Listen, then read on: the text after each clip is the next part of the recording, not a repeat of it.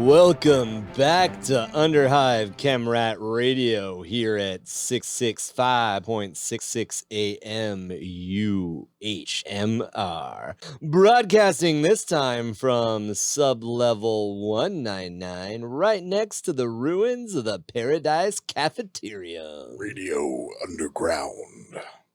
I am Ryan the Goblin King, and sitting across from me today is the lovely face of Marky. What's up, Pose? And we've got a little bit of extra bruiser mentality here in the studio with Commissar Kevin. Hello, everybody. And last, but certainly not least, is everybody's favorite beast. Hey, everyone. So tame today.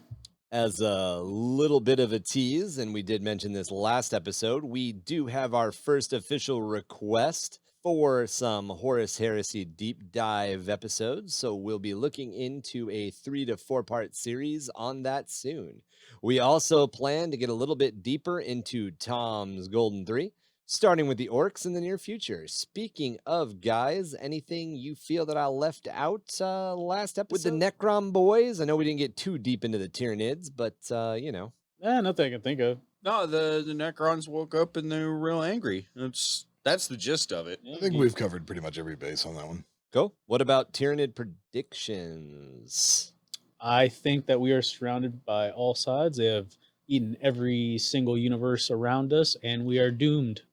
The great Devour. I personally am in favor of the theory that the Tyranids are running from something else. That's fucking horrifying. Yeah, that's terrifying. That is true. Mostly for the fact that whatever makes the Tyranids run is probably real bad. Yeah.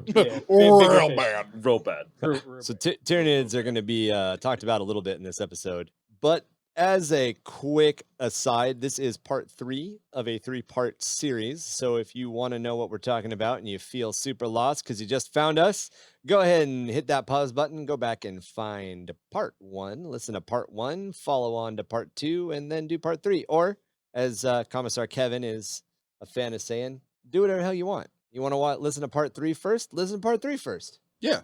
That's how they talk about it in the lore for 40k anyway. Yeah. You're all over the goddamn place. You want to start with the Tau Codex at the back? That's real weird, but start with the back of the Tau Codex. Man, whatever floats your boat. Just, So as we've done with the last 2 episodes of the series, we're going to take some time to cover a few basic facts and rules of the 40k universe that will be mentioned a bit often in this episode before we actually dive in. A lot of times as we go through the lore, the forces of chaos, the Imperium, and all of those lovely Xenos factions, they will put a specifically high value on a planet or a system or an asteroid, regardless of the fact that the galaxy is real damn big and there's a lot of it to go around. So it doesn't necessarily make a lot of sense to have a war over a single lifeless rock. But to give you guys some context and explain why the Imperium does place more value, or why these various factions do place more value on certain systems, we're going to touch a little bit on the Imperium's categorization of different worlds. We're only going to hit a couple of examples because we will be doing a deeper dive into this when we get into how to write lore and where to start when you're approaching writing lore. The 5 that we've decided to talk about are Forge Worlds, Agri Worlds, Fortress Worlds, Shrine Worlds, and Death Worlds as our little extra bonus.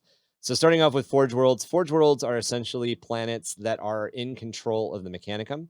And because they're in control of the Mechanicum, they are entirely given over to the manufacturing of goods used in the Imperium, either logistically for food stuff, technology that helps the Administratum run, or as is the vast need war material. So tanks, las rifles, bullets, bolters, bolts themselves, and anything else that may make fighting the numerous wars around the galaxy a little bit easier for the soldiers of the Imperium. You guys have any thoughts on Forge Worlds?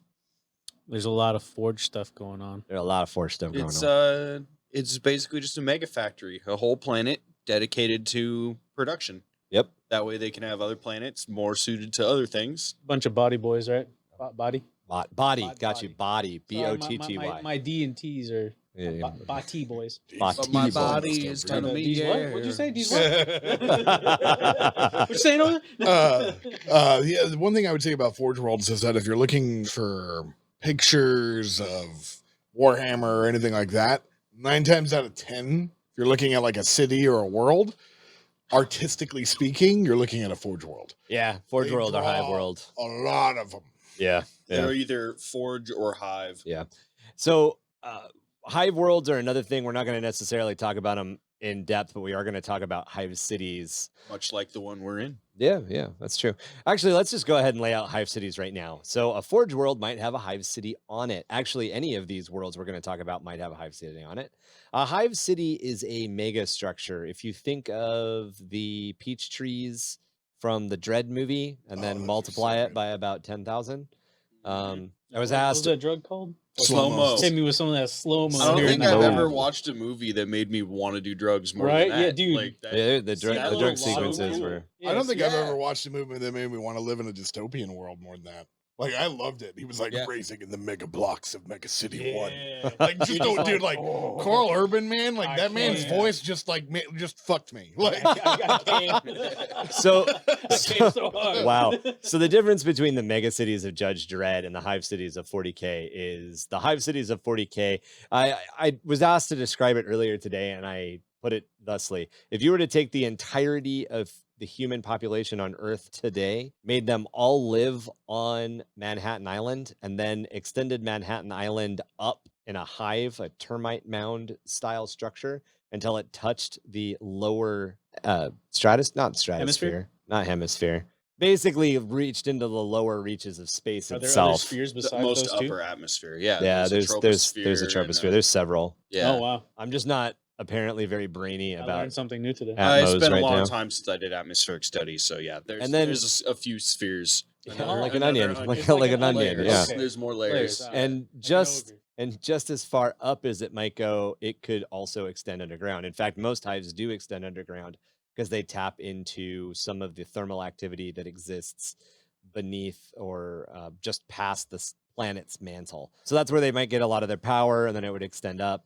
Hive cities are incredibly massive structures. It's a city of 8 to 10 billion people, all living, dying, and breeding in the same space. Hive cities are so massive that people born in the mid-levels may never actually see the sky. Yep. And like us down here at ChemRat Radio, you could be far enough into the underhive that you're constantly experiencing hive quakes and don't know where one neighborhood will just vanish overnight. And the Inquisition almost doesn't know you exist. Yeah, I haven't seen my And neighbor the Sarah. Inquisition may not even come the fuck down here.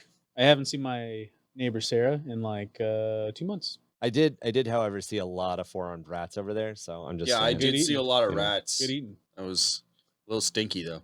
Hey man, it's the best kind of eating. Stinky. So, Stink a little bit. It's a little seasoning. as a hive city grows and expands, basically the Imperium or the citizenry of that hive city just keep building up. And as they build up, the lower levels get smashed further down into the sub-levels, and things aren't necessarily super stable. Hive cities come in a lot of different shapes over an entire spectrum.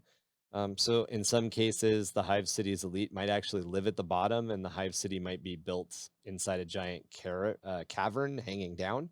And just some other examples like that. It's Warhammer. There's a billion worlds. You can pretty much do whatever the heck you want. But a Hive City is just a giant industrial city with tens of billions of people living in it. One of the coolest like references to a hive city that I remember in one of the books I read, I can't remember which one, but the city itself, rather than be built on levels, was built as a big spiral. Mm-hmm. And as they dug to mine resources down, they just kept digging down. but it was in a spiral. Oh, that's so the freaking whole cool. city was built on this slowly spiraling. That's super layer like system. Like a like big a strip corkscrew. mine, like a big Yeah, strip mine. Exactly. That's probably how hive cities on a Forge world work, I would guess. Yeah. As they strip mine out all the resources. That would make sense. I thought it was cool that rather than just be so rigid as to say, no, it's always a layer, a layer, a layer. Right. That Right. it's really whatever suits the needs of that planet and their building. And a hive city is generally split into, as Kevin is alluding to, kind of districts that are referred to most commonly as layers. Even when they don't follow that standard construct, they're still kind of dealt that way. The nobles will live at the top where the resources are the best. The air. Yep. That's one of the common things that I thought was cool in Hive Cities is that air there's a quality premium on air. Is a huge thing, and then only the nobles even get to like go outside. Not only that, but the noble houses and the maybe merchant houses, and they're going to be really The merchant close. houses are They're going to be basically really close to nobility. where the spaceships can dock. Right, the space. the top of the orbital spire is elevators and all kinds of things. Yeah, exactly. And then there's the people in the middle that just work, and then there's the people in the underhive like us who just kind of exist. Speak for yourself, rat. So next are agri-worlds. Agri-worlds are pretty self-explanatory. It's an entire planet given over to the production of agriculture. That agriculture could be a lot of different vegetation, or it could be a particular animal that the Imperium likes to eat, like the grox. Yeah. Bad-tempered, but tastes good. Or it could be even biomass for generators. Yep. Or it could be beer. Yeah, It could be an entire world of beer. I always Gotta think get the of troops drunk somehow. Keep morale up. I always think of Blade Runner 2. Oh, yeah, one of the scenes in that where it's just like they're like worms. They're just growing these like protein grubs, and it's literally just fields of these like white houses. Those like greenhouses. Yeah, but And it's just little growing worms. streams where they have all these worms in them, and that's what they do. They grow that. Yeah, An it's entire planet dedicated to that. Doesn't sound like as good as rats though. and a lot of time, rat does have a specific taste. Soylent Yeah, have Green you ever is had made a of people. have you ever had a 5-arm rat? It's Delicacy. people. Another thing to keep in mind is an agri world may not necessarily have a hive on it. Agri worlds are going to have slightly lower populations, and most of that population is going to be dedicated to farming or harvesting. And it comes in all tech levels too. There could feudal, medieval level tech worlds where people are literally scything wheat with hand tools. Yeah, or to it can put be into boxes to ship off planet, or it could be nearly entirely automated, as in I think it was Eisenhorn or Ravener. There's a planet. the giant train. The giant farm train thing that basically just drives around the planet and just mulches all the Snowpiercer. It basically snowpiercers around, and the whole planet is just foliage. Yeah, And it just snowpiercers around the planet and just eats all everything. the stuff and spits it out Just as like hay hungry bales. oppose it. Yeah, and, So- and it packages it as like hay bales and leaves it behind for pickup. Yeah. So the next one that we want to touch on are fortress worlds. Fortress worlds exist in an area of space that is seen as fortuitous or advantageous in a military perspective to one side or the Vital other. importance. So a fortress world might sit at the opening to a so-called galactic or interstellar bay, or it could be the only path in and out of a bad warp storm like Cadia, which is probably one of the more famous fortress worlds. Cadia sits at the end of the Cadian Gate, which is one of the only stable paths out or into the Eye of Terror. Fortress worlds, as the name suggests, are given over entirely to the war effort. Think of a fort nowadays that we might have, and then just make it an entire planet. Some fortress worlds could be orbiting stations or not real worlds at all. They could be massive constructs, orbiting platforms, or a collection of orbiting platforms. Some some space marines have giant fortress monasteries that take up fortress worlds status, even though they're technically spaceships. Next are shrine worlds. Shrine worlds are given over to dedication to the Imperial Creed, or they might be set aside as a mausoleum world to honor the dead. You guys have any thoughts on shrine worlds or fortress worlds? Shrine worlds are kind of an interesting concept. It's a whole world that's just dedicated to the religion that kind of is. It doesn't seem strategically sound. Like why dedicate a whole planet to it? But then that's also part of like what the Imperium is. It's so ridiculous because like they place such a high value on faith. I think a lot of those are pretty much based around Terra, though, aren't they?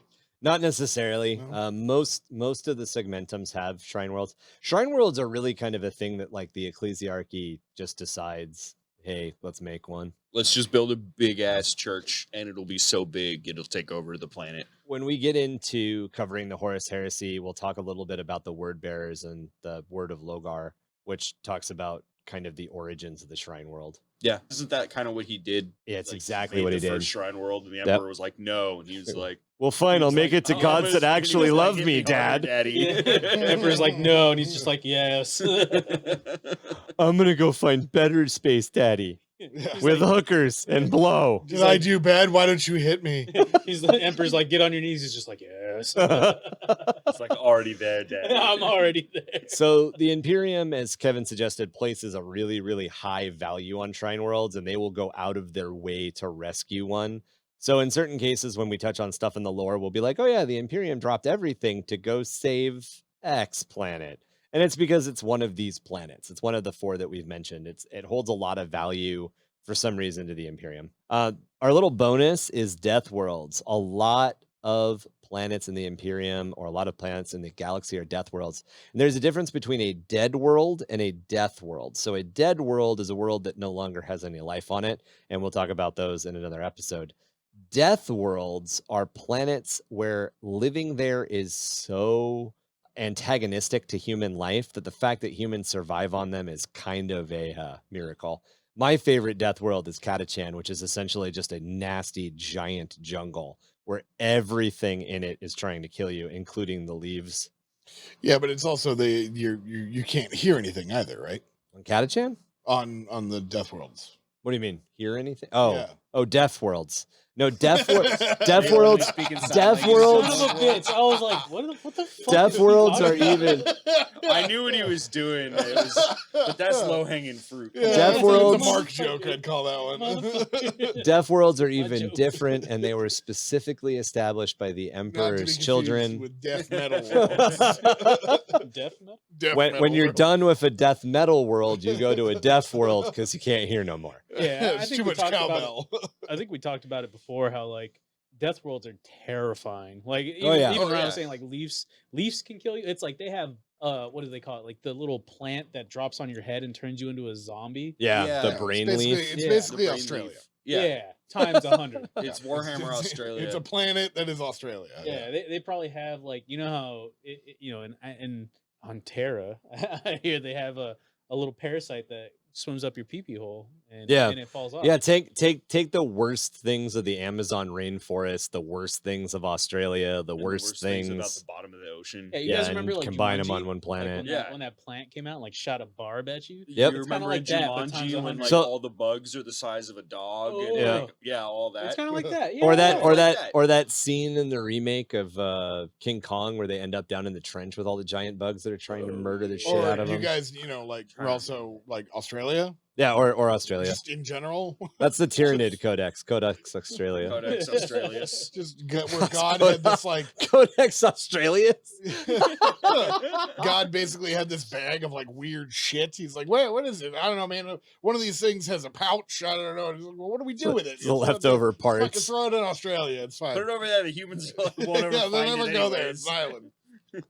We've got some extra parts. Let's cobble together a platypus. Worth also noting, a lot of Space Marine recruiting worlds are death worlds. Yep.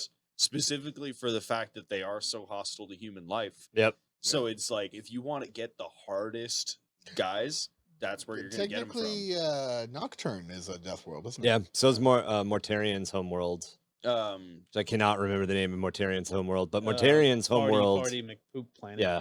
yeah. The smog and pollution is so bad on the entire planet that the only people who can live without breathing apparatuses are the people who live above the smog level. Yep. So Oh. they recruited originally during the heresy from or before the heresy during the Great Crusade from underneath the smog level because those people were more prone to be space marines that were like capable of having like extra lung power I might and all be sorts of stuff. mistaking it with Conrad, but didn't Mortarian like go all the way underground and had to climb his way out? And when he finally got out, his first breath was like shitty air. Yeah, I think that is Mortarian. Is that Mortarian? I don't think It might that's be Conrad I don't Cruz. remember which one. I just know that all of the Primarchs ended up on shitty planets, And and then the And they only made one them that better. They all actually ended I up. think of They all that ended up wasn't- on Death Worlds. Yeah, Not all of even, them. I thought Gilliman basically is the only one that didn't. Well, right. Yeah, he Gilliman- Gilman didn't. Sanguinius didn't. Ball is not a death world. Ball's a death world. It's not. Yeah, Ball's totally a death world. Well, and a Well, in a 'cause world Ball in is a also world bunch of could be moons, not a one world planet. could be a Death World because of its place in like history too. Yeah. You know, Because, if you land during the Great Crusades of the, you know, of our history, but the Great Crusades of our history are happening all over the planet at once, and the Black Death is happening, that's a Death World condition. Yeah, I mean, if you just magically landed on Earth but ended up in Australia, Yeah, or if you landed in Australia. Death World, baby. that's Death World, baby. So last episode yeah, we Ball wrapped. is a both feral world and a death world. Look at that. So last world we wrapped up with the initial arrival of Hive Fleet Behemoth and the devastation of the devastation that the Tyranids wrought on the fiefdom of Ultramar. In 748.m41, the Blood Star campaign begins when the star Aries turns blood red. This star and system are in the Sacrius sector of Segmentum Obscurus, an area that borders the Eye of Terror. The campaign sees the loss of 3 entire Space Marine chapter masters and the fleet admiral of the Segmentum, along with increased demonic activity that spreads throughout the region. Later, in 750.m41, a strange swirling phenomenon and 6 Eldar craft worlds appear in the Argos system. However, by the time the Imperium is able to muster their forces and arrive, the Eldar and the swirling mass are gone. However, every primary life-giving star within a 6 light-year radius of the system has been completely extinguished. The Imperium fleet mobilizes and begins an event called the Great Exodus. During the Exodus, the Imperium is able to save an estimated 12% of the population and 32% of the heavy industry of the region by evacuating citizens and assets. This region of dead planets and suns is now known as the Dead Henge and is a haven of pirates and a glittering beacon for treasure hunters, salvagers, and rogue traders. 757.m41 saw the first recorded incident of the zombie plague, or the Curse of Unbelief, a warp-spawned viral infection spread by the forces of chaos. This infection, as the name suggests, leads to the creation of hordes of infectious undead zombies. Wait, fucking zombies? Fucking zombies. Like zombies? Yeah, zombies. Not zombies. like poxwalkers, but zombies? Nope, actual zombies. Brains. This first event consumes the world of Hydra Minoris, and the Imperium Navy imposes a Man, quarantine, Fucking losers. condemning some 23 billion uninfected citizens to the slow death at the hands of a hungry Nurgle zombie plague. Then in 766.m41, Elder Pirates show up, this time led by Butt Prince pirate. Uriel, High Admiral of Craft World Ioden, attacking listening posts in the Catachan and Ryza system. This effectively blinds and deafens the early warning systems of both regions for decades. Eldar, this time from Craft World Ulathe, attack and destroy a Mechanicus Explorator fleet above the dead world of Medrox in 783.m41. However, they are unable to stop several probes that are released by the Mechanicus to call for aid. By the time the Blood Angels forces are dispatched and arrive to investigate, they find themselves embroiled in a battle between the Eldar and the Necrons, whose tomb complex was on Madrax and had been awakened by the Mechanicus poking at things they weren't supposed to. The resource-rich Kandor system swelled into an uprising against the Imperium in 795.m41, mainly instigated by several chaos cults, including the Shining Deity, Cult of the Many Tentacles, and the Red-Robed Brotherhood, cults that had been involved about a decade earlier in the Fourth Quadrant rebellions, which had consumed nearly a quarter of the Segmentum Solar. Due to the value of the Kandor system, the Imperium needs the matter resolved quickly, and the 23rd Cadian Regiment is dispatched to deal with it harshly. Both civilian and military losses are high during this conflict. Orc invasions spread like wildfire through the Ultima Segmentum in 797.m41, forcing Imperial forces to stretch their ranks dangerously thin in order to contain several different theaters that had threatened to combine into a much larger orc war.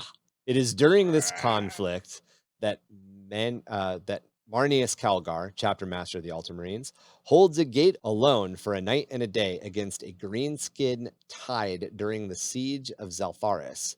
Then, in 801.m41, there is a brief flickering in the light of the Astronomicon, causing thousands of ships to be thrown off course, dooming those on them to fates as they are cast adrift in the warp. Oh no. So this is the first time we've brought up an orc. Wah. So even though it's spelled wug, it's actually the Cockney pronunciation of war. Yes. It's got a silent G.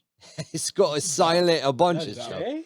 Aye. Stop. Aye, look. Look, All we're of going to war, All of you boys. fucking stop. All of you fucking stop. I Oh, so hate it. why do you hate it, Tom? Because it just reminds me of like parts of my family. What are you gonna get up? What Stop, is dude. scary? Oh my good God. I'm gonna smack the beard off your face in a minute. It's a squig. It'll just get back on. It's a hair squig. Oh, it's a nice little hair squig. Kind of wish I had a hair squig. It'd be dope. From- I don't want it I like, know, biting my fucking skull. Yeah, that would kind of suck. From 813 to 830.m41, I just had a disturbing thought about orc merkins. I need some bush hair, Squiggy. Just bow down to it and hold down. We're going to hold down tonight. Well, Hold see, on. the thing is they just punch them, and then they can get a gummer. Gummer. Dude, And Squigs, they get a couple Squigs. extra teeth in their pocket. Squigs are getting their own entire episode because there's literally a squig that's bred to be a bag. Hell yeah. So you got this squig and you just pull its mouth open, feed it with like ammunition, and then close it. And then when you need the ammo later, you pull it open and you pull the ammo out of the squig's Dude, mouth. hell yeah. Squigs are fucking insane, man. Squig for every purpose. That's right. From 813 to 830 M41, the armory world of Vrax Prime is embroiled in the Siege of Vrax, a 17-year-old campaign that started a 17-year-old campaign.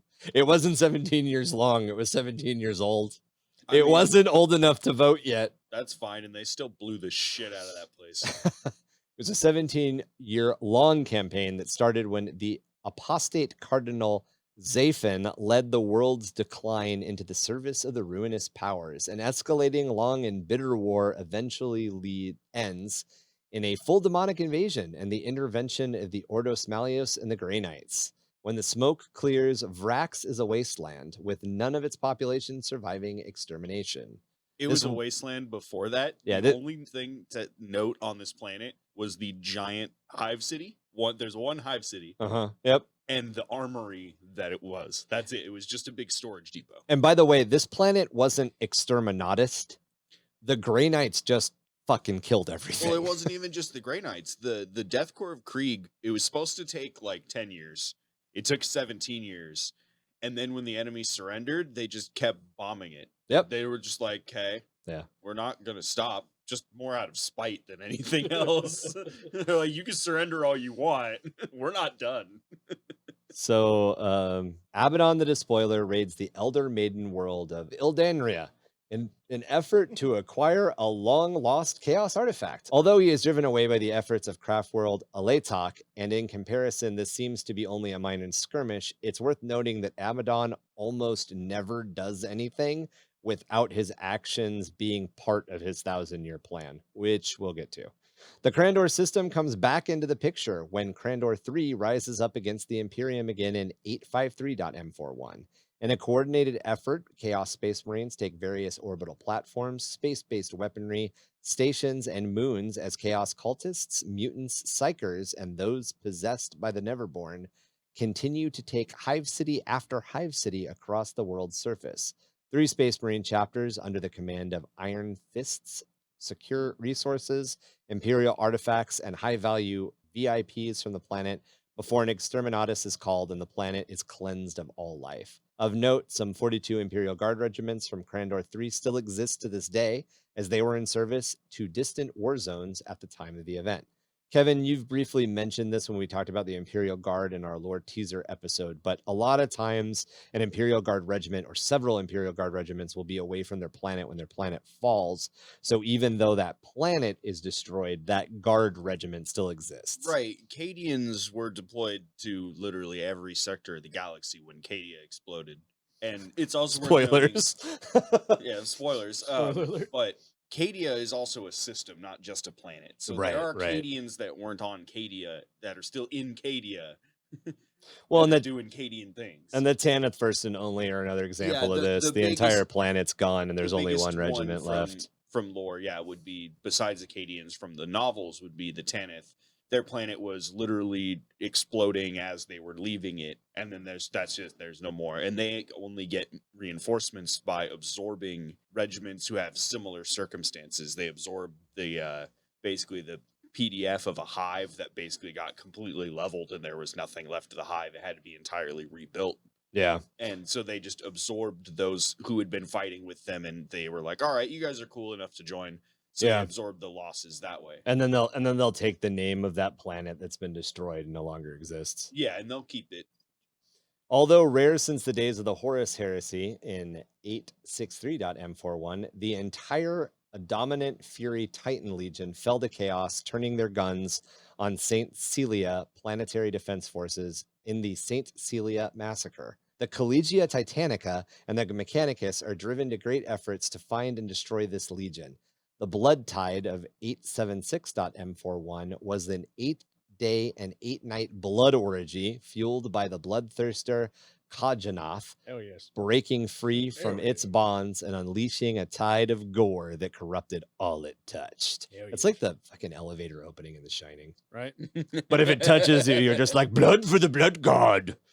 By the way, fucking trailer for fucking Total War 3 that they just dropped, that's all like blood for the blood god, skull for the skull kings, but the entire trailer, there's not one blood splatter. Yeah. I'm like, what the fuck? They're shouting blood for the blood god. Why is there no blood in this video game? Well, no, so I figured it out. The reason that blood for the blood god is not like shown so much is so that they can keep their T rating. Yeah. And then they sell what's called blood for the blood god as a DLC for like 99 and then you cents. can, and then you get gore the bloods. mod There you go. that adds in the beheadings, the pools of blood, like all the nonsense. And it's always like stupid cheap, and it's always on sale. Right. But it's so that way they can dodge that part. Yeah, I want to say there's like another country that doesn't. Germany. They don't allow. Germany blood or turns. skulls. China. Germany turns all. One of them's blood. One of them's skulls, like skeletons. They don't allow skeletons. Yeah, skulls are not a big thing in China. Right. There's a lot of that. We can at one of our Loris Obscurus episodes, we can talk about my experiences in China. China's got a lot of weird stuff around ghosts. They do. But Germany turns all red blood into green blood. Green blood, yeah. So a lot of games that come out here that then get released in Germany. Oh, the games. I was like, is this no, a just dish? being in Germany. It's all the bratwurst. Yeah, I'm like, is this a dish? It's the it's the bratwurst and sauerkraut. This is their avocado mash. He doesn't know geography. It's the sauerkraut and bratwurst that turns your blood green. Gotcha. What do you say? Dude? What were we talking about today when we were eating lunch? You were like, the Himalayas. Yeah. I was like, is that like? I was like, Mount Everest. He's like, is Mount Everest in the Himalayas? I'm like, motherfucker, I'm buying you a map. Mark's real bad. Why would you buy him a map if you can't read it? Yeah, that's true. That's true. Real bad with He's geography. real bad. You do math and layout for anyway. So as the events of the Blood Tide wore on, and more demons were able to cross the Immaterium into the Materium as the barrier wore thin. Once again, the Grey Knights were called in to deal with the threat, and the Fourth Brotherhood banished Kajanoth back to the warp at great cost. The psychic backlash from this banishing also dissolved the rest of the Netherborn and ended the Blood Tide, sending both back to the Immaterium like dust from Thanos' snap. Grey Knights doing what Grey Knights do. I was like, dust from Thanos' what? Snap. I know. That's Motherfucker. Did I say snatch? No, they said damn, snap. right? They just heard what they wanted to hear. Dust from Thanos' snatch. Like, that's just where my brain went. I was like, man, fuck Thanos. 100% being cut out for fucking bloopers. No, you gotta leave. Grey Knights just coming in like Yeetus Deletus. Yeetus deletus. The Clean that shit out, boy. It's a dusty ass snatch. The 423rd Cadian Regiment, led by Knight Commander Pask, caught up with the Adamant Fury Trader Adamant Fury Trader Titan Legion in 883.m41 on the Planus Steppes. This is the largest armored assault undertaken since Toleron during the Heresy. The Imperium suffers the loss of 8,000 Imperial tank companies and 35 super heavy tank detachments bringing the traitor titans to near total destruction. So that's not 8,000 tanks. That's 8,000 tank companies. companies. That's And they rookie didn't numbers. even destroy all of them. Jesus. Some that's of rookie the numbers. Legion escaped. Asus. Hey man, don't fuck with Titans. Yeah, what did you really expect Lehman Russes to do to Titans? Yeah. A Like, tickle come on, fight basically. during the Blow out of Crusade. tankles, dude. During the Crusade of Wrath. I'm telling you, the Imperium's answer is just send dudes at it. Yeah. During the Crusade of Wrath in 888.m41, the Black Templars pushed the Word Bearers back from world after world, reclaiming several star systems once lost to the Maelstrom. The Word Bearers also suffer heavy losses during this crusade. Galactically speaking, the Maelstrom is unlike the Eye of Terror, which was caused by the birth of Slaanesh. The Maelstrom is a stable and ancient warp rift near the center of the galaxy that is extremely hard to date, and as far as the Imperium can tell, naturally occurring. The Maelstrom is basically the singularity at the middle of the Milky Way galaxy. So we have a theory that there's a giant black hole that everything orbits around in the 40k universe. Are you That's the talking about Maelstrom. the center of the eye? No, the Eye of Terror is actual. the actual center of the galaxy that the entire galaxy spins Oh, around. the Milky Way. Is the Maelstrom. The Ah. Eye of Terror is off in the northwest. Right.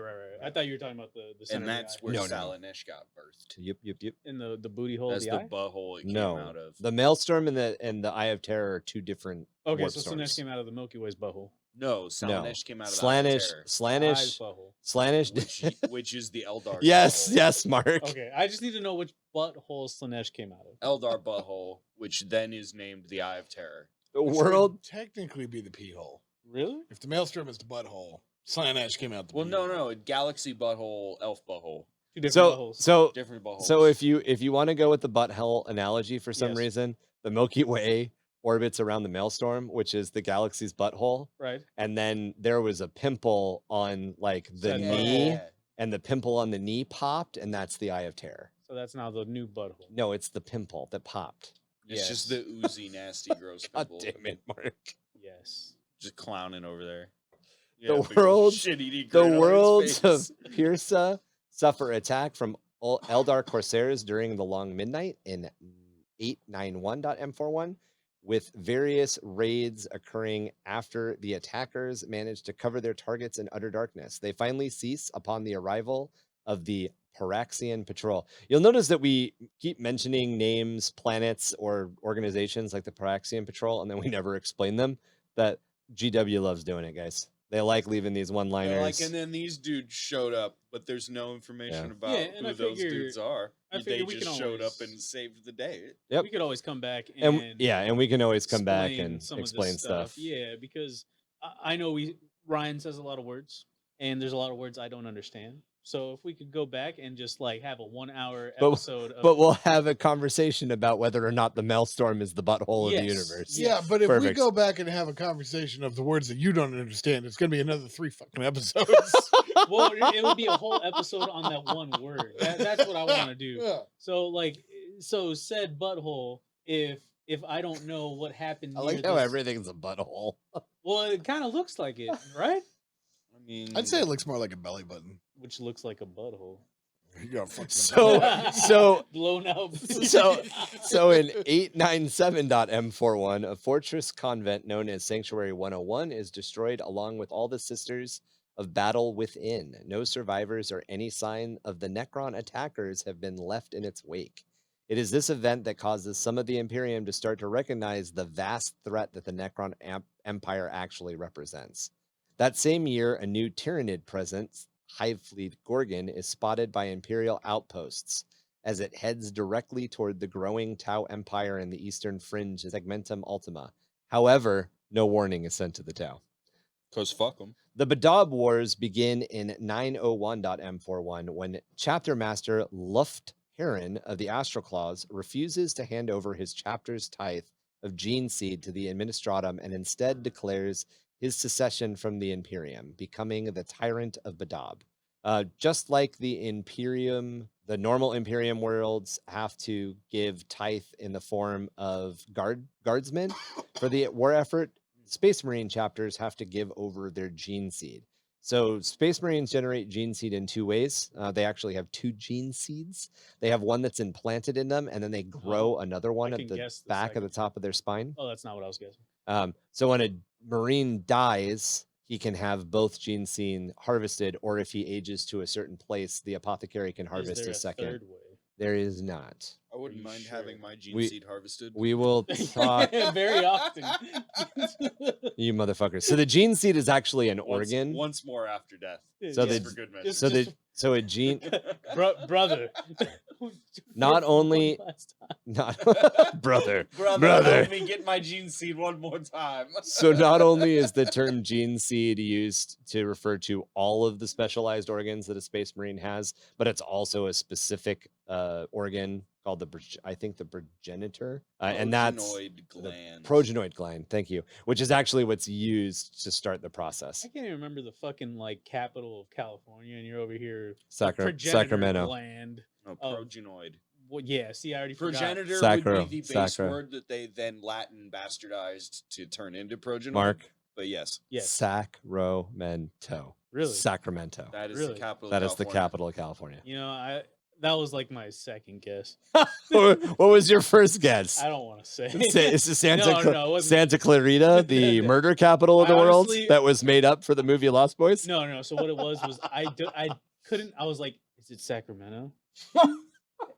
Did I you feel not like go to Sacramento when you were like in elementary school? Hell no. That You What went wasn't to like a thing? What the Sacramento? hell? We went to a newspaper factory in Escondido. You went to Yeah. Sacramento? You guys Yeah, went we on panned field for trips? gold and like all kinds of shit. No, Nah, they I took did us not do that. they took us to like a murder shack, like rapist hut in I'm the middle sorry? of Escondido to show us For a elementary newspaper. school? Yeah, to show us the newspaper factory. It's one of these Oh. things that sticks out in my mind is probably the creepiest location I ever Yeah. went to as a child with adults.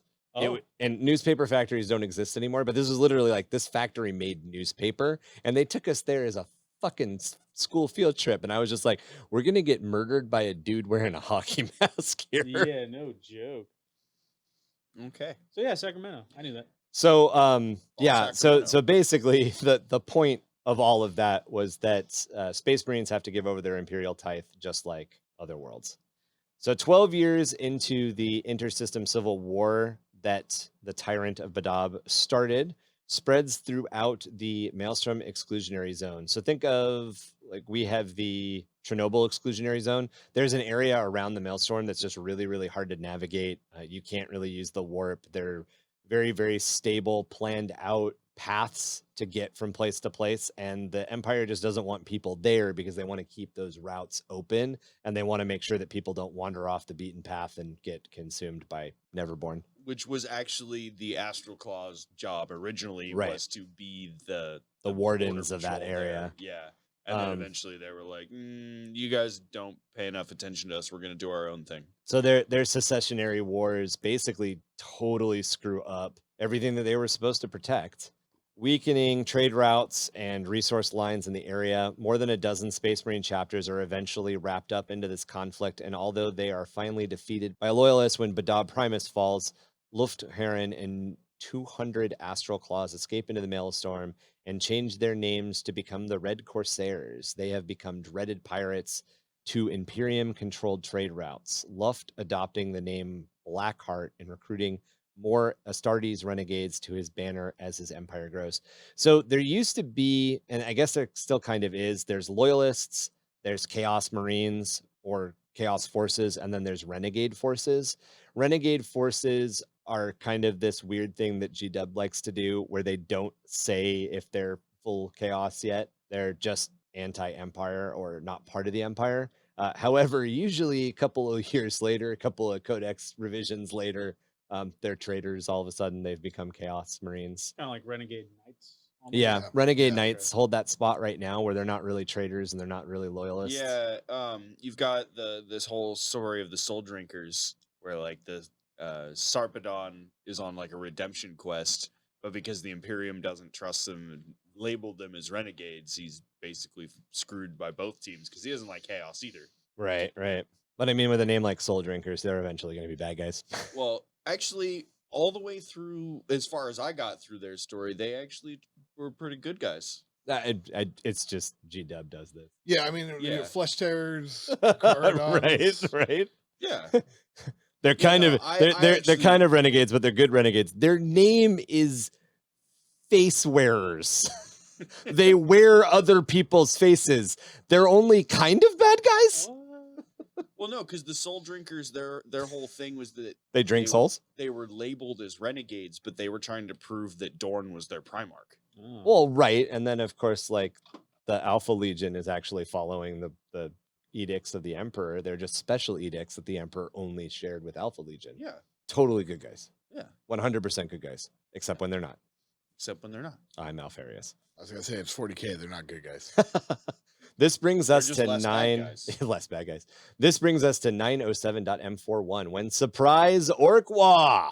Yeah. They spring up everywhere, Ah. causing Space Marine forces of the Nova Marines, Raptors, and Howling Griffins to be deployed away from the Badab War to counter growing Orc threats. In 913.m41, disciplines of Ahriman, the Thousand Sun Chaos Sorcerer, sacked the Librarium of the World of Jolana. Eldar pirates lead a successful raid against an advanced escort of black ships as the fleet exits warp space in 920.m41. The pirates destroy 3 frigates and capture the troop ships of the Emperor's faithful before disappearing again. With most of their Imperial Guard and Imperial Navy escort ships either captured or destroyed, the Eldar pirates are able to continue to pick away at the fleet of black ships little by little, taking more and more prisoners over the course of several days. The Necron World Engine, a titanic world-sized Necron artifact revealed to be a warship which scoured the Vidara sector of life, was finally destroyed in 925.m41 when the entire Astral Knights chapter sacrificed themselves to fight a 100-day battle on the World Engine's surface. A Chaos Space Marines warband known as the Purge led Vaxhalla genocide of 926.m41 when they slaughtered over 14 billion Imperial citizens and claimed the planet of Vaxhall as their own. Vaxhall, an Imperial fortress world, was a strategically important planet as it served as an astropathic relay hub for the entire Haraxal system. Inquisitor Pranix, at the head of 5 companies of Space Wolves, several units of the 301st Cadian, as well as the 14th Toleran, attempt to reclaim the 9 Hollow Worlds from the clutches of Chaos Lord Heron Blackheart and the Red Corsairs in 937.m41. The Imperium is stunned to learn how quickly the Red Corsairs have expanded their renegade pirate empire. Warlord Gazgul Mag Uruk Thraka begins the Second War of Armageddon in 941.m41, leading a vast Wa onto the Hive world itself. The Orcs, only repelled through the sheer stubbornness of the defenders, the legendary actions of Commissar Yarrick, and the efforts of 3 Space Marine chapters. Weren't you saying that Mag Uruk Thraka had something to do with Margaret Thatcher? Yeah, so Gazgul Mag is that? Uruk Thraka is a takeoff on Margaret Thatcher's name. Who is Margaret Thatcher? Margaret Thatcher is a not well-liked 1980s, 1990s politician from London. Oh, She's awful. that's kind of that's She's kind kinda- of a skew thing. isn't it? Kind of like how a lot of people who are from New York and were in New York didn't like Giuliani because of all the things that he did to kind of like change the 1980s I and don't know anything about 1990s. politics. Okay. Yeah. Think of like maybe Tipper. You know how Tipper Gore is kind of known for starting this whole thing against heavy metal music. It's like how Wow, people feel Mark. about Trump. Whatever, dude. I mean, Who? you can spew politics and news all day. I don't know any of that shit. Yeah, but you know how people feel about Trump. Like it's like that. I'm off social media. I'm off social media. Shit, you see that on bumper stickers. Yeah, I that know, are right? driving Yeah, around. exactly. I'm like, you ain't that Ignorant. Yeah.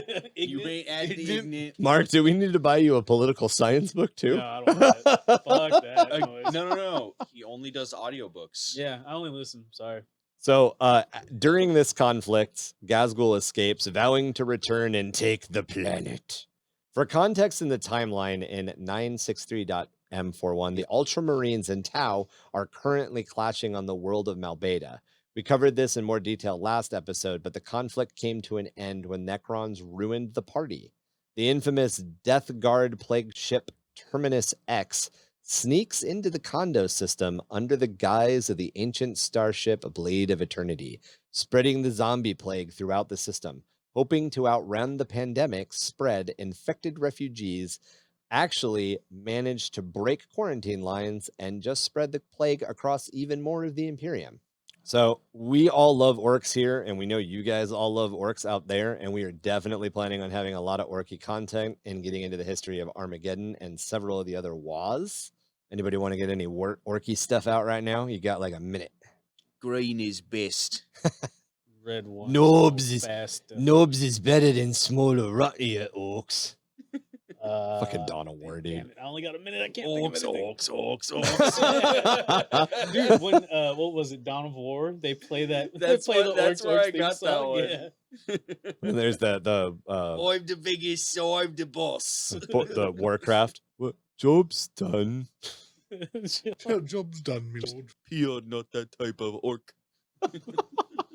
Violent warp storms invade the dreams of men across the galaxy. Those more psychically aware have nightmares that crack the barrier between the materium and the warp, allowing demonic incursion on thousands of worlds in 973.m41. Although brief, these incursions of the Neverborn plant seeds of corruption. Bloodthirster Scarbrand materializes on the Cadian fortress world of Litoris Epsilon in 975.m41. His presence causes uncontrollable bloodlust, and guardsmen turn on one another in berserk rages. Lordaris is considered cursed and quarantined as a forbidden world by the Inquisition. The Grax Wa is a massive invasion in the Segmentum Ultima, and it targeted the Forge world of Ryza. Although it was defeated in 976.m41, the Wa leaves in its wake massive destruction. Snargord's Wa rampages across the Loki sector in 989.m41. The final conflict on Rin's world almost destroys the Crimson Fist chapter when an accident destroys their fortress monastery.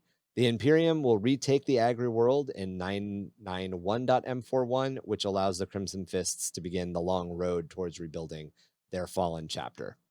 Eldar forces attack Cadian positions on the world of Aroet in 992.m41, but are soundly defeated by Ursarkar E. Creed. We did this last time. How do you pronounce Creed's first name? Ursarkar? Ursarka? Ursakar. Ursakar. You Creed. Always got to ask our resident guard expert on things. 993.m4. Hider of Baneblades, master of strategy. 993.m41. Creed. Motherfuckers. In 993.m41, while crushing a rebellion on the industrial world of Ikar 4, the Ultramarines find themselves at the forefront of a desperate defense against Hive Fleet Kraken. Spread over a massive area of the galaxy, Hive Fleet Kraken also strikes against the Eldar craft world of Ioden at the same time. Yeah, and Really? I looked up the official pronunciation, and they do I and Den. oh, I've always heard it as Ioden. Eldar words are fun and completely made up. Eldar words aren't words. They- Just like Talon So people. so Eoden, and you say Eandon. Eandon, and Ioden. So there you go, guys. 2 ways to pronounce that craft world. The Space Marine chapters, Siths of the Emperor, and the Lamenters are all but wiped out as the Hive Fleet consumes hundreds of worlds before its ravenous advance is finally halted.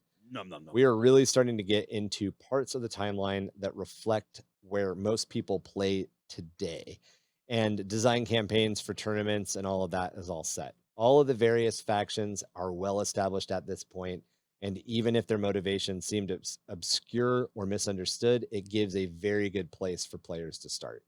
Yeah, I mean, basically, right now, I'd say that we're caught up right up until the rip, right? We're pretty close. Yeah. So as of 2 years ago, what we just got up to is where we all were. Is like best way that I could explain it. Yeah. Right. Lore wise, like we were all there 2 years ago. Yeah, we're kind of somewhere between the end of 7th and the opening of 8th. This is also the point where we're going to start doing a lot of year fractions, so strap in. So in 138.997.m41, the Third Tyranic War, starts. The Imperium is forced to look deep into the abyss of interstellar space when twin splinters of Hive Fleet Leviathan appear from the darkness of deep space from underneath the galactic plane. Up to this point, Tyranid incursions have happened from above the elliptical. This is coming from below the elliptical. The destruction that these twin tendrils wreck throughout the Segmentum Tempestus. Thank you. Ultima and Solar, making it clear that the first two Tyrannic incursions were just reconnaissance expeditions for this main Hive fleet. Then in 222.997.m41, Gazgul Thraka and the Bad Moon's war boss Nasdaq invade Piscina 4, employing Orcish teleportation technology. Although they're defeated by Master Belial. Blah. God damn it, blah. Although they're defeated by Master... Guys, Blah. come on. And in unison. Although they're defeated by Master... Blah. of the Dark Angels, he worries that Gazgul has another trick Blah. far up his sleeve. In 509.997.m41, Space Marines from the Ultramarines and Mortifactors chapters make a stand against a splinter of Hive Fleet Leviathan on Terrace Ultra. They are able to use an engineered biological plague to defeat the Tyranids, but the remainder of the enormous Hive Fleet escapes unfazed. Gazgul captures his old nemesis Yarick in 601.997.m41 on the planet of Golgath, but he later releases the Commissar as he intends to invade Armageddon again and would really like a good fight. Yeah. The Tau enter the third sphere of expansion in 977.997.m41, forcibly capturing half a dozen more Imperial worlds on the eastern fringe, while more worlds join them willingly. The third War of Armageddon begins in 75.998.m41 when Gazgul returns at the head of an even larger Orc Wah, bringing with him his new advancements in teleportation technology. Gaz is able to prolong this conflict, which grinds into a war of attrition. He actually grows bored with the war and leaves to conquer other worlds surrounding the planet, with Commissar Yarick and later the Black Templars pursuing him and vowing to bring him to heel. Hive Fleet Leviathan invades an Orc Empire in the Arterious system in 718.999.m41. The Orcs and the Tyranids conflict continues to rage on, drawing concerns from Imperial Naval scouts and Administratum officials who grow concerned over their ability to fight whoever the victor of this conflict might be. So Orcs and Tyranids both have genetic abilities to basically get better the more they fight. So an Orc will get bigger if it needs to fight something bigger, and a Tyranid will eat the biomass and come up with a genetic mutation to become better at warfare. So you basically have two races slugging it out in an isolated area that are both just becoming better and better at war over time. Kind of scary if you think about But it. A little bit. Tomorrow's problem today. In 884.999.m41, the Crimson Slaughter Chaos Space Marines battle with the Dark Angels 5th Company over an artifact known as the Hellfire Stone in the Nephilim sector. The light of the Astronomicon grows dimmer in 975.999.m41, with contact being lost with Ultima, Makari, and Spotty with McCraig and Cypra Mundi. Some Imperial savants theorize these interruptions and delays are caused by the losses amongst the black ships, while others speak of the Emperor's impending doom. Dark Eldar raiders cripple the massive Imperial Navy morning at Baka in 978.999.m41. This leaves the Imperium's ability to respond to threats across several systems massively damaged. Rumored to have grown to the size of the Space Marine legions not seen since the Heresy, Huron Blackheart's Red Corsairs launch major raids out of the Maelstrom in 980.999.m41, laying siege to the Corgus, Callius, and Sussex system. Ripples of psychic activity spread throughout the Imperium, causing the Great Awakening in 982.999.m41. This results in the awakening of dormant psychic powers in countless latent psychers. the backlash causing warp rifts to appear all across the galaxy with demonic incursions leading to the loss of thousands of worlds. For those of you trying to kind of keep up with where we're at, this kind of falls into the 8th edition lore and releases of the Psychic Awakening books. Things are slowly getting worse. Shit's getting Or better. real. The Necrons strike the Cypra Segmentus system in 987.999.m41. This is the first recorded Necron strike that comes within 2,000 light years of Terra. During the War of the Rising Suns in 989.999.m41, the Ultramarines' Third Company liberates the Langan system from the Tau Empire. However, even as this happens, several key worlds in the neighboring Dalmok system capitulate to Tau ambassadors and join the Tau Empire. The devastation of the Arterious belt in 990.999.m41 occurs when Eldar from the Beltane and Samhain craft worlds assault worlds surrounding the Arterious system in an attempt to deny crucial biological material and other resources to Hive Fleet Leviathan. While many of these worlds were Orc-held, others were Imperium worlds, and the loss of human life is incredibly substantial. This is a blow to the Imperium tithe, with many billions lost. 992.999.m41, the Night of 1,000 Rebellions occurs, with uprising and rebellion striking countless planets across the Imperium. As unrest and anarchy races like wildfire across outlying planets and even some more core worlds, including the Lion's Defiant Space Marine chapter homeworld, contact is lost between Terra and huge chunks of the Segmenta Pacificus.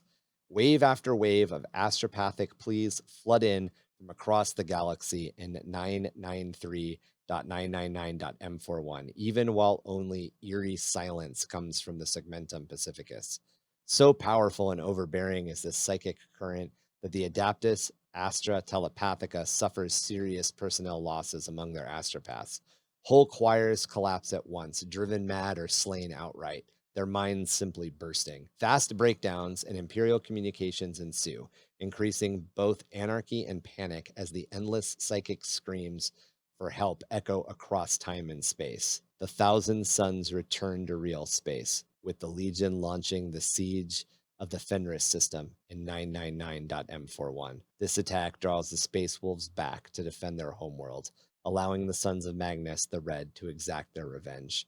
During this conflict, the Sons of Russ join forces with their longtime rivals, the Dark Angels, and other chapters of the Adaptus Astartes to cleanse their system of this chaos taint. However, they had to overcome a plot of Tzeentch, which was aimed to make the Dark Angels think the Space Wolves had fallen to the ruinous powers. Cultists, demons, and lesser warp denizens of all four Chaos Gods join forces in this slaughter before Magnus himself steps forth from the warp onto the surface of Fenris to face the chapter that attempted to erase his sons from Prospero 10,000 years before. Space Wolves, Dark Angels, and Grey Knight champions fell to Magnus's psychic might, their minds and bodies reduced to dust. However, the Great Wolf, Logan Grimnar, was able to stagger the Crimson King, allowing demon hunters of the Grey Knights to banish Magnus. Although driven back, its purpose had been achieved. The psychic anguish of billions of deaths rippled through the immaterium, providing the final component in a ritual millennia in the making. The power reaped from the worlds of the Space Wolves saturated the 1,000 Suns homeworld in the Eye of Terra, known as the Planet of Sorcerers. It vanishes from the warp, only to burst violently into real space, appearing near the burnt husk of the lost Prospero. Both their old and new homeworlds now orbit the same cursed star, a star that has become an omen of doom when seen in skies throughout the Imperium. In 999.m41, the Blood Angels are tested as never before. A tendril of Hive Fleet Leviathan is judged to be on a direct course with their homeworld of Baal, even in the wake of the delaying actions successfully unleashed during the Critus campaign of 998.m41. Worse, the dread bloodthirster Ka Badaba returns from the darkness of the warp with a demon army at his command. Yeah, I know that guy. His first blow striking against Amani, outermost planet of the Baal system. Faced with terrible war on at least two fronts, the Lord Commander Dante of the Blood Angels makes swift preparations, uniting many Imperial and non-human worlds under the banner of survival. Even some former foes can be counted in Dante's alliance, though whether or not they can be entirely trusted is another matter. In 995.999.m41, Abaddon the Despoiler launches the 13th Black Crusade, coming out of the Eye of Terror with the intent to seize the world of Cadia and the surrounding worlds of the Cadian Gate, which will remove defenses and allow the forces of chaos to assault the heart of the Imperium for the first time since the Horus Heresy. The forces of the Chaos Gods read like a roll call from an epic battle past ages. Always in the vanguard are the Black Legion, followed by the Death Guard, World Eaters, Alpha Legion, Thousand Sons, Night Lords, and others of the annals of the Imperium's darkest days. Legions and renegade chapters of Space Marines, long thought extinct, renew their assaults on the realm of the hated Corpse Emperor. Before them run infected, plague-ridden chaos cultists, deranged mutants, and traitorous scum in numbers too great to be counted. Behind them tower demonic princes, demon hosts, and other warp creatures eager for the slaughter to be found in the mortal realm. Astropaths everywhere cringe to open their minds to receive messages, for the immaterium rings with mind-splitting peals, possibly the sound of a Merid tears ripping the barrier between the materium and the warp, or perhaps it's simply the laughter of the dark gods. The Imperium is forced to mobilize the largest military in history since the Horace to meet this massive chaos assault. The valor of the Imperial defenders is ultimately rewarded. Though the forces of chaos manage to secure a foothold on the surface of Cadia, the Imperial Navy defeats the Chaos Warfleet in orbit around the Fortress World and traps the Chaos armies on the world below. As long as the Imperium maintains this orbital superiority, a stalemate is maintained. Defending that stalemate grows more difficult with every passing month, as Tyranids of Hive Fleet Leviathan march ever closer to Terra, drawn by the light and the power of the Astronomicon in the warp, inevitably towards the heart of the Golden Throne. The heroism of Space Marines and the Inquisition manages to slow down their progression of this massive Hive Fleet, but its ultimate objective is never in doubt. I mean, Moth, right? Moth wants lamp. Yeah, Moth lamp. Finally, even as multiple calamities loom over the Imperium, the Adeptus Mechanicus learned a terrifying secret in 986.999.m41.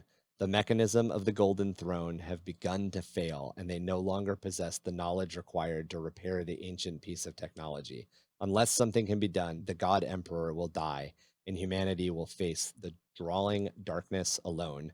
So one of the things that happens during the end of the Black Crusade, or not necessarily during the end of the Black Crusade, but during the end of Cadia's involvement of the 13th Black Crusade, is Abaddon crashes his captured Blackstone fortress into the planet of Cadia. I synced it, man. I played it in Battlefield In Gothic Battlefield last Gothic. week. Yep. Yeah, I was told gnarly. you that is got to be one of the coolest cinematics. Yeah, it was pretty gnarly. And as they say, the planet broke before the guard did.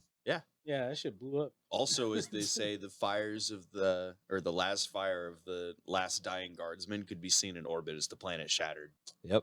That's gnarly, dude. Because fuck chaos. Gilliman awakens. Strange events, the appearance of the ancient Archmagos Barrios Call, and cryptic alliances with mysterious Eldari factions known as the Yunari conspire to reawaken the Ultramarines Primarch Rabute Gilliman from his millennia-long slumber in a stasis chamber during the Ultramar campaign of the 13th Black Crusade. The Primarch is immediately embroiled in a battle as a chaos assault by the Black Legion, as Abaddon attempts to prevent him from returning. Once Ultramar is safe from the assault of chaos, Gulliman embarks on the Terran Crusade to meet with his father, the Emperor, for the first time in 10,000 standard years. What transpires at this meeting within the Imperial Palace on Terra is unknown, but at its conclusion, Gilliman is restored to his position as Lord Commander of the Imperium, the first among equals in the Senatorium Imperialis. The era of Indominus, 999.m41 to present. Reality tears itself apart from the Hadax anomaly at the core of the Jericho Reach in the eastern fringe to the furthest star system of the Segmentum Obscurus. From that hole came warp storms not seen since the Age of Strife, cutting the galactic north from Terra. The initial period, known as Noctis Atenema, or the Blackness, is terrible indeed. For a time, all warp travel is impossible, and the far-spread planets of the Imperium are completely isolated. with no travel or astropathic communications being allowed between planets and within systems of each other.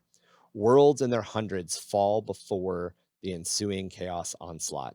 The pulsing great rift, Cicadrix maledictum, spreads like an impenetrable curtain, robbing entire systems from the holy light of Terra. The birth of this great rift marks the start of what is called by imperial savants the Era Indominatus, the Battle of Lion's Gate. As the first warp storms broke over Holy Terra, its pollution-filled skies turned a roiling crimson.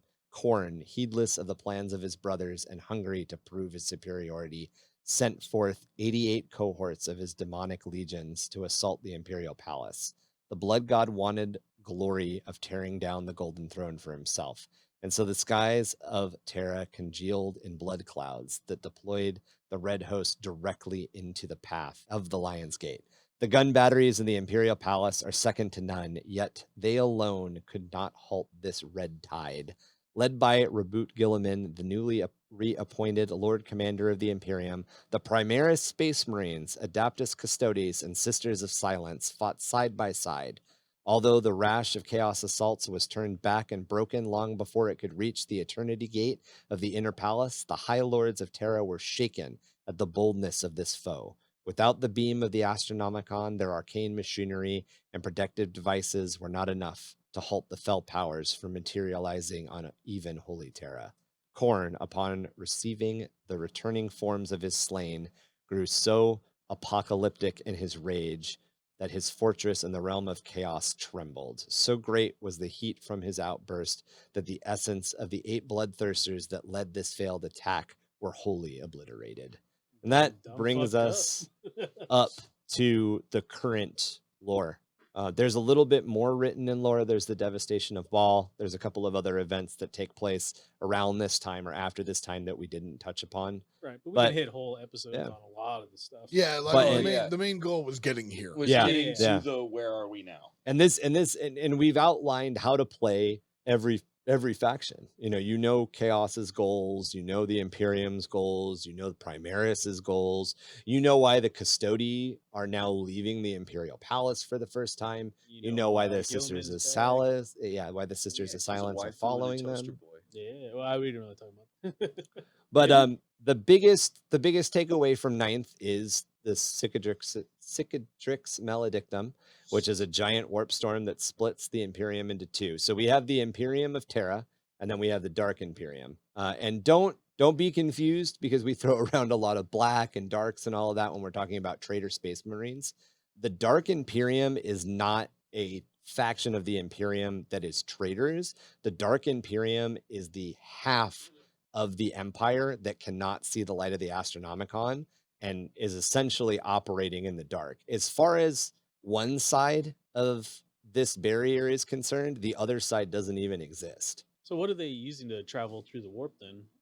If you're on the Terran side, you can travel with the light of the Astronomicon. Right. but If the you're dark on side- the dark side, there's a couple of bound gates. There's one in Jericho Reach, and there's another in the northwest that you can travel between. I think it's somewhere in the Gothic Center. Yeah, Okay, they're, so they sector, have like like, a little mini but astronaut. they're like anchored in Yeah. into space Gotcha. there. You can make short jumps in the warp without a navigator or without the light of the Astronomicon. It's just incredibly dangerous. Oh yeah. That's all 'Cause the they lore. can't see like the tides, You don't know what time essentially. you're going to show up. You don't know what Right. location you're going to show at. Yeah, it's This is essentially all of the lore that's expanding right now. So yeah, so you guys are caught all the way up. thanks for strapping Thanks for strapping in. Our next episode, we're going to talk a little bit about the hobby itself, how we hobby, why we paint, why we hobby, the armies we like collecting, the different tools we use, and some stuff like that.